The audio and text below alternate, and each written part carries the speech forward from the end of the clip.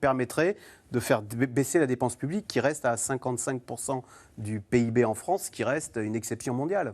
Absolument. Et ce qui me frappe, c'est l'incapacité de nos hommes politiques à établir des liens entre augmentation des impôts, augmentation des dépenses et effet sur la compétitivité. C'est très marrant parce qu'il y a quelques jours, le CAE a publié une note, le Conseil d'analyse économique, essayant d'expliquer l'effondrement de l'automobile française. Vous avez vu que sur les 20 dernières années, on a baissé la production sur le sol national de moitié et on a supprimé à peu près la moitié des effets. La France qui était exportatrice de voitures est devenue importatrice. Et la France qui avait des usines qui marchaient, on a maintenant des usines Potemkin, c'est-à-dire les usines sont restées mais on ne produit plus en France, on a massivement délocalisé ailleurs.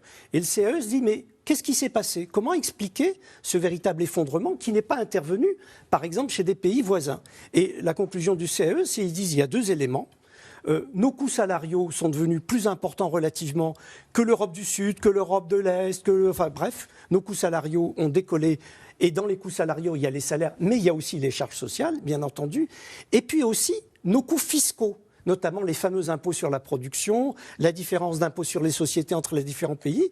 Et ils disent, quand on regarde et qu'on essaye de comparer, l'explication est très simple. L'effondrement de notre compétitivité est dû directement au différentiel fiscal et au différentiel salarial. Alors, comment des dirigeants politiques comme Mme Pécresse ne voient pas l'effet de ce qu'elle dit? Qu'est-ce que ça veut dire qu'une baisse des charges qui pèse sur les entreprises? C'est soit on diminue massivement l'État social, et ça personne ne le veut, soit on augmente les impôts. Et quels impôts on augmente? Comme on ne veut pas augmenter les impôts sur les ménages, on va augmenter les impôts sur les entreprises. Mais ils sont déjà les plus élevés relativement aux voisins. Et donc on pense que tout ça n'aura aucun effet sur la compétitivité. Non, c'est vraiment affligeant. Je ne sais pas ce que vous en pensez, mais...